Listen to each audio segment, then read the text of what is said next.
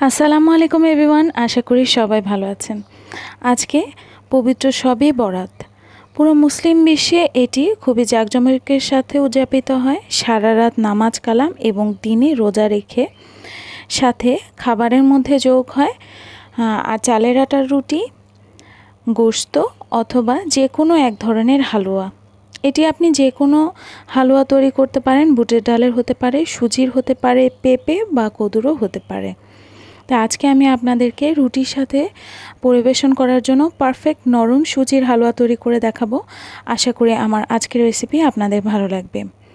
Perfect নরম সুজির হালুয়া তৈরি করার জন্য খুব বেশি উপকরণ লাগে না। যে উপকরণগুলো লাগে সেগুলো আমি দেখিয়ে দিচ্ছি। পারফেক্ট সুজির হালুয়া তৈরি করার জন্য অবশ্যই আপনার যেটা লাগবে সেটা হচ্ছে সুজি। আমি এখানে এশিয়ার সুজি নিয়ে নিয়েছি, আপনারা যে কোনো ব্র্যান্ডের সুজি ইউজ করতে পারেন। আমি 500 গ্রাম সুজি নিয়ে নিয়েছি, যেহেতু আমি ইফতার বেশ কয়েকজনকে সার্ভ করব। এরপরে নিয়ে নিয়েছি প্রায় 1.5 কাপ পরিমাণ চিনি। আর পরে নিয়ে নিয়েছি ঘি। আমি এখানে আড়ঙের ঘি ইউজ করছি, আপনারা চাইলে যে কোনো ব্র্যান্ডের ঘি ইউজ করতে পারেন।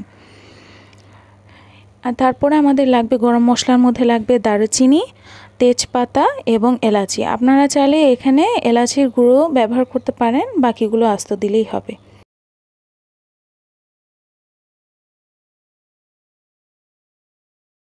ননস্টিকের বড় পাতিল নিয়ে নিলাম। এবার আগুন জ্বালিয়ে দিচ্ছি। পুরো রান্নাটি হবে মাঝারি আঁচে, জাল বাড়িয়ে রান্না করার চেষ্টা করবেন না, তাহলে সুজি পড়ে যাবে অথবা নিচে লেগে যাবে।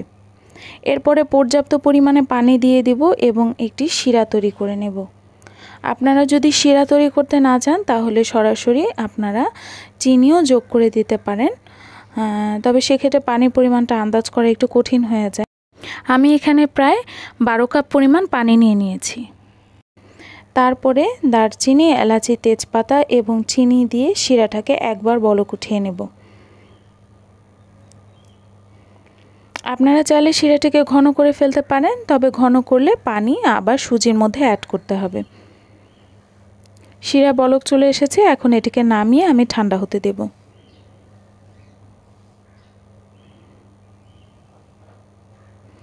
এরপরে একই পাত্রটিকে ভালো করে ধুয়ে নিয়ে এর ভেতরে দিয়ে দিয়েছি আমি এখানে প্রায় 1.5 কাপ পরিমাণ ঘি নিয়ে নিয়েছি। ঘি নিয়ে এর ভেতরে যোগ করে দিচ্ছি সুজি। আমি সুজি এবং ঘিটাকে খুব ভালো করে ভেজে নেব। আমি কিছু গরম মশলা এবং তেজপাতা রেখে দিয়েছিলাম, আপনারা চাইলে ঘিয়ের ভেতরে আগে গরম মশলা তেজপাতা ভেজে নেবেন, তারপরে সুজিটা দিবেন।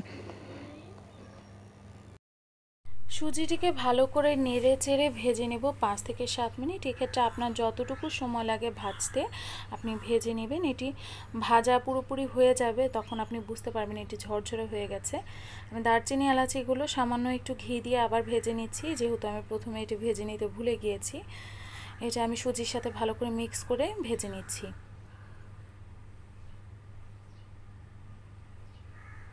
ভালো করে নেড়েচেড়ে ভেজে নেওয়ার পরে এর ভেতরে আমরা দিয়ে দিব 1 মুঠো পরিমাণ কিশমিশ। কিশমিশগুলোকে ধুয়ে আমি ভালো করে সুজির সাথে আবার নেড়েচেড়ে ভেজে নিচ্ছি। সব কিছু ভালো করে ভেজে নেওয়ার পরে আমরা এর ভেতরে দিয়ে দিব শিরা।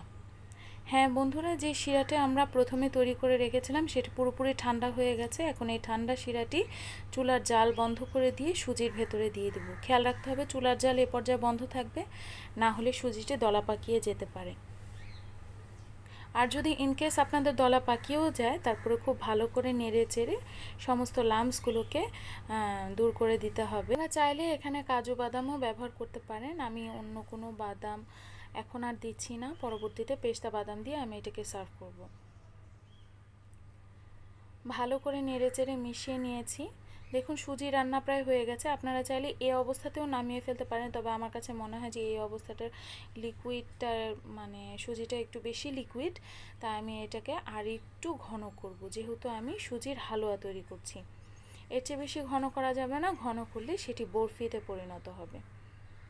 দেখুন সুজিটি রান্না হয়ে গেছে, এখন জাল বন্ধ করে এটিকে ঠান্ডা হতে দেব। বা এই পাতিল থেকে উঠিয়ে যে কোনো একটা ছড়ানো পাত্রে এটিকে ঠান্ডা হতে দিতে পারেন। ঠান্ডা হয়ে গেলে ছোট ছোট বাটিতে সার্ভ করে উপরে কাজু বাদাম ছড়িয়ে পরিবেশন করতে পারেন। আমি এরকম ছড়ানো একটি ট্রে নিয়ে নিয়েছি। এরপরে সমস্ত সুজিগুলো এরপরে উঠিয়ে নিচ্ছি। এটি যখন ঠান্ডা হয়ে যাবে তখন এটি আরেকটু আঠালো হবে এবং জমাট বেঁধে যাবে। দেখুন আমি এরকম একটা কাচের বোল নিয়ে নিয়েছি এবং সুজিটিকে রেখে পেস্তা বাদামগুলো কুচি কুচি করে কেটে চারপাশে ছড়িয়ে সার্ভ করেছি। আশা করি আমার পরিবেশন পদ্ধতি আপনাদের ভালো লেগেছে। আমার রেসিপিগুলো যদি আপনাদের ভালো লেগে থাকে তবে আমার চ্যানেলটিকে সাবস্ক্রাইব করতে ভুলবেন না। লাইক, শেয়ার এবং কমেন্ট করে যাবেন। দেখা হবে পরবর্তী ভিডিওতে। সেই পর্যন্ত টেক কেয়ার অল। আল্লাহ হাফেজ।